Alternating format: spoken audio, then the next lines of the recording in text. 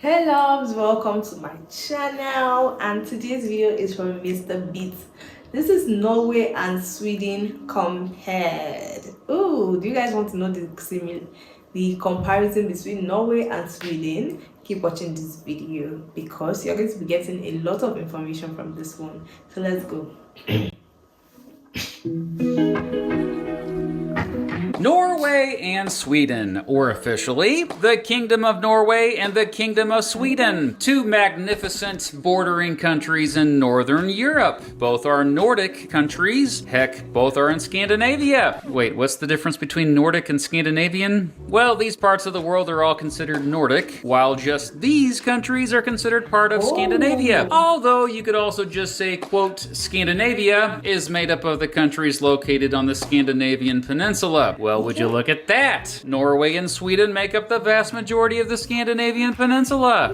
Anyway, yes, both Sweden and Norway have a long shared history with strong cultural linguistic ties. Both are separated by a 1,630 kilometer border that meets up in the north, believe it or not, with Finland's border at a point called the three-country cairn. No, not Karen. Cairn. A cairn is a human pile of rocks meant to mark something, but this one is special. It's basically a little monument made of concrete, and it is now on my bucket list to visit it. Dadgummit. Anyway, Norway and Sweden are two of the wealthiest countries in the world. Both rank really high on nearly every quality of life ranking list. Both have very low poverty. In fact, even low compared to much of the rest of Europe. That's probably a big reason why both consistently rank high on the World Happiness Report each year. By the way, this year Sweden... Of course, countries which have like low poverty rates would have like they're more likely to have like to be ranked like one of the happiest countries, because to be honest, one of the reasons why people are sad is poverty. Let's be honest. Let's go. ranks number 7 and Norway ranks number 8 on it. But how are they both so happy when both don't get much sunlight for half of the year? Wow. Well, here may be a few reasons why. First of all, both are generally safe places to be, although Norway has less crime overall. Related to this, both have high societal trust. Basically, most residents of both countries trust each other, man, whether they actually know each other or not. Both have strong welfare systems. More specifically, both have versions of universal health care. Related to this, both have a really high life expectancy. Both have generous maternity and paternity leave policies. Both countries offer free daycare, free preschool programs, and free college. Now, obviously, all of this great stuff isn't technically, quote, free. It's paid for by taxes, and residents of both are taxed more than residents of most other countries in the world. That said, Norway has lower taxes than Sweden overall. In my opinion, high taxes are not a reason to be happy, but most in both countries seem okay paying those taxes. The cultural practices, as well as economic and social policies of both countries, are often called part of the, quote, Nordic model, which not only includes a broad guarantee of certain public services, but also includes having strong unions, collective bargaining, and social corporatism. Social corporatism, aka social democratic corporatism, is basically a partnership between the workers and those who own the capital. It's not so one-sided like it is in most other countries, with the interests of capital having most of the power over the labor. Both countries have unitary parliamentary constitutional monarchies. That was a mouthful. And yep, both have had royal families going back more than 1,000 years. Oh yeah, let's get into some history. 1,000 years, guys. Whoa, that's actually a lot. Cool beans. Humans have lived on the Scandinavian peninsula as far back as maybe 14,000 years ago. We have lots of artifacts that show the peninsula was thriving during the Bronze Age. But then the climate started changing and many started migrating. After this, many of them regularly interacted, in productive ways and counterproductive ways, with the Roman Empire to the south. By the early Middle Ages, a group had emerged on the peninsula known as the Norse. Yes, Vikings. No, There is no evidence that Vikings really wore horned helmets like that. And not all of them were warriors, but yes, they took to the sea, out to explore and often conquer, becoming expert sailors and navigators in their longships. They raided, pirated, but also traded, so it wasn't all bad, okay? What's known as the Viking Age lasted approximately between the 700s and the Norman conquest of England in 1066. By that time, the Kingdom of Norway was a thing. No one knows for sure when the Kingdom of Sweden was actually born. Beginning in the 1100s, the population of Scandinavia began to dramatically increase. This lasted until, you guessed it, the Black Death, which killed at least a third of the population. Also a problem during this time were Christians coming up trying to convert the Norse into Christianity, but the Norse were generally not too keen on giving up their own religious traditions. A bunch of those unique stock. So the Norse had their own traditional religions, that's quite interesting. So they were not interested in becoming Christians or anything like that. Okay, this is a staff church.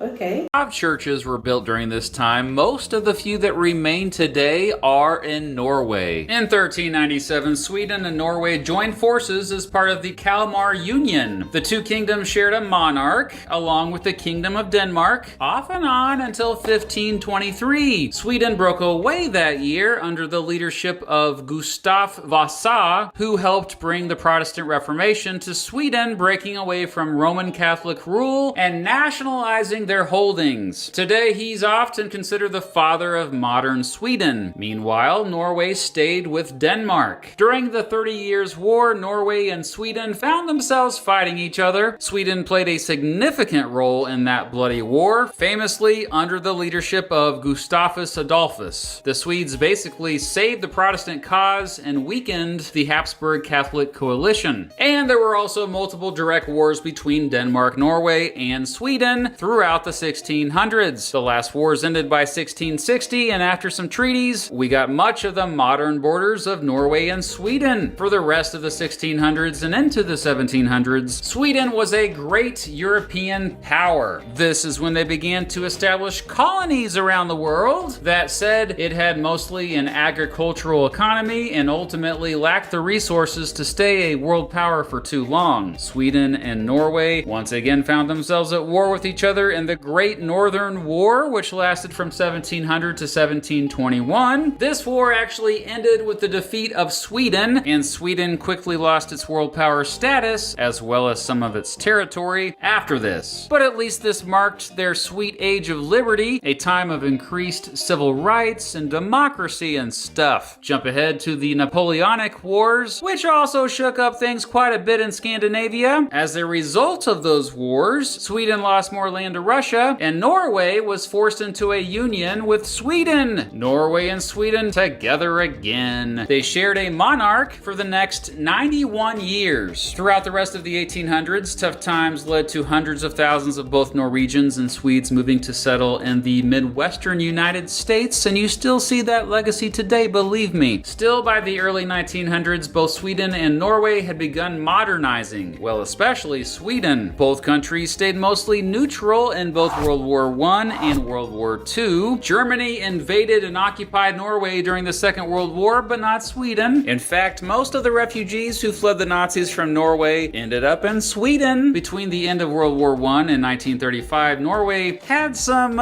instability with 9 different governments. After World War II, Norway helped start the United Nations and 9 different governments just within that short period of time. Whoa, wow, that's a lot. Sweden was one of the earliest countries to join. During the Cold War, Norway joined NATO, Sweden did not. But after Russia's recent invasion of Ukraine, it's looking like Sweden will... Okay, so Norway joined NATO while Sweden did not. Okay. That's one of the few differences that they have. Okay. fact, be joining NATO soon. In recent years, oil and good investments have helped Norway's economy zoom right past Sweden's. Today, both are two of the most democratic countries in the world. In fact, according to the Economist Intelligence Unit, Norway ranks #1 on the Democracy Index, and Sweden ranks #4. Most of both countries are sparsely populated. Most of the population of both live either in the southern portions or along the coasts. People live even way up here, yo. The biggest cities in both are also the capital cities. Both are growing at about the same rate. Both have areas north of the Arctic Circle, for crying out loud. A third of Norway is actually north of the Arctic Circle. Up here, they get the midnight sun in the summer with daylight nearly at all hours of the day, but they also get the polar night in the winter where it's dark all day. But at least in the winter, they have a great chance of seeing the northern lights, which, holy crap, look at that. Yeah, that's also on my bucket list to one day see the northern lights. Both have milder climates compared to many other areas at similar latitudes. This is due to the temperate waters of the Gulf Stream. Both have historically not had to worry about major natural disasters as much as most other countries in the world. Due to something called post-glacial rebound, the land in both countries is still rising. Therefore, both are continuously gaining land, rising from the sea. The Klarälven River flows through both. Both have tens of thousands of islands. Sweden's largest island is Gotland, right there in the Baltic Sea. Norway's largest island is Spitsbergen, which is part of its archipelago way up here called Svalbard. Around 3,000 folks live up in this unincorporated area that's pretty much near the top of the world. The biggest town there, Longyearbyen, is the world's northernmost settlement with at least a population of 1,000. Located there is the Svalbard Global Seed Vault, which will eventually store billions of seeds in case of, you know, world catastrophe. By the way, if you really want to learn a lot about Svalbard, I highly recommend Cecilia Blomda's YouTube channel. She does a phenomenal job highlighting this amazing place. Cecilia Anyway, Blonda. both Okay, Norway and Sweden have... We're going to be checking out Cecilia Blonda's YouTube channel, so we'll get more insight on that. Okay. You guys, I know one person will definitely be in the comments to remind me when I forget. So that's why I'm putting this out there, guys. freedom to roam laws, which means you can camp wherever you want without asking permission as long as it's not private property. Both are increasingly becoming more ethnically and religiously diverse in recent years. 1 out of 3 residents in Sweden have at least one parent born in a foreign country. The biggest religion in both is Christianity. That said, a sizable portion of the population have no religion at all. In fact, both are highly secular countries overall. That said, Sweden is the only Nordic country without a state church. Both countries spend a higher percentage of their GDP on education than most of the rest of the world. Both invest a lot in renewable energy. In fact, almost all energy in Norway comes from renewable energy sources, with hydropower making up the bulk of it. In the northern parts of both countries is the Sapmi region, traditionally settled by the Sami people, but now has a more diverse group living there. Sami culture is actually quite a well-known export out of both countries. Residents of both tend to be taller on average than people in most other countries in the world. Both have what's known as the Nordic model approach to prostitution, in which it's illegal to buy sex, but not to sell the use of one's own body for such services. The minimum age to drink alcohol in both is 18, but not just any type of alcohol, so it's complicated, and a lot of bars and nightclubs in Okay, with the one with alcohol, it's quite normal, even where I'm from, Nigeria. You guys, I noticed that a lot of you keep asking where I'm from. I'm from Nigeria, guys. And even here, the minimum age to drink for alcohol consumption is 18. Although some people are stubborn, but it's actually 18. So this is quite normal in most countries. Sweden won't let you in until you're at least 20. Both are big rivals when it comes to cross-country skiing, apparently, but it's probably no surprise to you that winter sports tend to be pretty big in both countries. Ice hockey, skiing, biathlon, yeah, the one that combines cross-country skiing and rifle shooting. Norway has won more medals in the Winter Olympics than any other country in the world, but in 7th place on the medals list is, yeah, good old Sweden. That all said, football Football, or soccer as us dumb Americans call it, is probably the most popular sport in both countries. And don't forget floorball, baby. Both are known for their Scandinavian folklore. You know, stuff like trolls and elves, which apparently aren't real, I just found out. Both are also known for their heavy metal bands, specifically in Norway, the influential black metal scene, and in Sweden, death metal, baby. Oh yeah, both are even in the same time zone. Dang, that was a lot of similarities. For the rest of the video, let's take a look at differences between the two. First of all, Sweden is bigger in land area. Oh yeah? Well, Norway has more coastline. A lot more coastline. Like more than 8 times as much. Hey, I remembered the coastline paradox, buddy. Also, according to various sources, Norway may have anywhere between the 2nd and 7th longest coastline of all countries in the world. To the north, Norway borders the Barents Sea. To the west, the Norwegian Sea. To the south, the North Sea. Wait, that sounds weird. But yeah, I just confirmed it. It's true. Sweden, meanwhile, borders the aforementioned Baltic Sea to the east. Oh, and there's the Gulf of Bothnia. Much of it is covered with sea ice in the winter. Sweden has around twice as many people. It also has a higher population density. Sweden also has bigger cities. It has 2 metropolitan areas with more than 1 million people, Stockholm and Gothenburg. Meanwhile, Norway has just one, Oslo. Now, this may surprise you a bit, but Swedes make up the biggest ethnic group in Sweden, and Norwegians make up the biggest ethnic group in Norway. This also might surprise you. The most common language in Sweden is Swedish, and the most common language in Norway is Norwegian. Yeah, the 2 languages are similar. Norway goes further north. In fact, it's Europe's most northern country, and it goes further east than Finland. Norway has overseas territories. Some of these are on the other side of the world. Sweden has a slightly milder climate overall. That said, both have an oceanic climate in their southern portions, and continental and subarctic climates throughout most of the rest of their countries. And yes, both have some tundra where there's higher altitudes. Norway has more mountains. While the Scandinavian mountains run through both countries, most of the range runs through Norway, and this is where you get the highest and more dramatic peaks. Much of Sweden is actually just gently rolling lowlands. Sweden has a lower cost of living. Yep, it's generally cheaper to live there, but that makes sense as Norway has both a higher GDP per capita and higher average house. Oh, so it's cheaper to live in Sweden than to live in Norway. Okay, considering how big Sweden is, I actually thought Sweden would be more expensive to live in than Norway, but I guess I was wrong. Okay.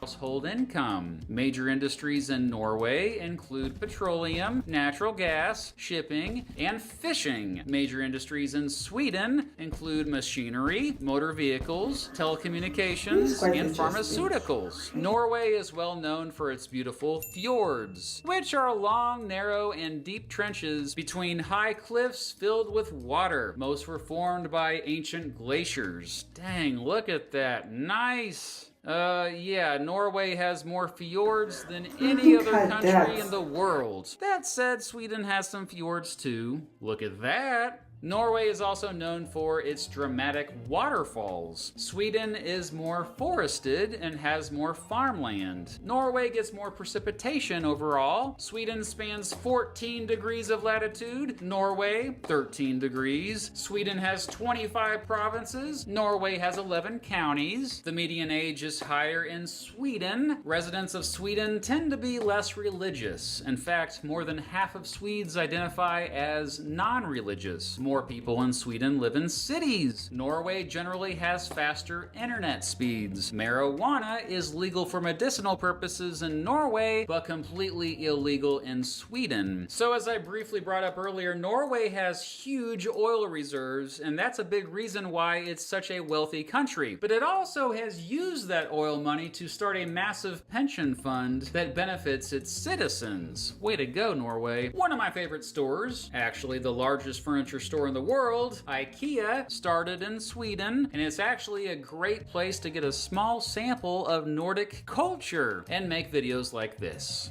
It's just in the right place. While nearly all residents of both countries celebrate Christmas, in Sweden, many apparently have a tradition of watching Donald Duck cartoons on Christmas Eve. Norway has the highest numbers of electric cars per person in the world. In fact, 9 in 10 cars currently sold in Norway are either electric or hybrid. And don't get mad, bro, but in my humble opinion, better music comes out of Sweden. Before I do make any more of you mad, You guys, that's actually really impressive. They have like a high number of people with electric cars. Wow, I love that. I better wrap this motion picture up. In conclusion, it's obvious that Norway and Sweden are two of the most beautiful and prosperous countries on the planet. They've also both greatly influenced the rest of the world. That said, I agree. maybe not enough? Perhaps the rest of us would benefit more if we paid more attention to them and learned from their success. I guess that's a big reason why I made this video. I guess. Whoa, guys, this was a lot. First of all, let's talk about how beautiful nature is. Nature is really so beautiful. You can never actually have enough. It's like when you see one beautiful part of the world, then you get revealed to you get exposed to another completely new one that is even more beautiful than what you thought was already the most beautiful. Guys, nature is so beautiful. That was it for the comparisons between Sweden and Norway, guys. I think they have more similarities than differences because we're almost done with this video and then we're still on the similarities. They have a lot of things in common from what I've gathered from this video. Guys, I've never been to both countries, so if there's anything wrong with what we just watched, please let me know in the comments. Tell me anything that you think was left out in this video and I would really appreciate that. If you enjoyed this video, give me a big like. If you're not subscribed to my channel, please do that right away. If you have any videos you want to see on the channel, be sure to drop it down in the comments because you know I'll answer you. And until next time, guys, bye.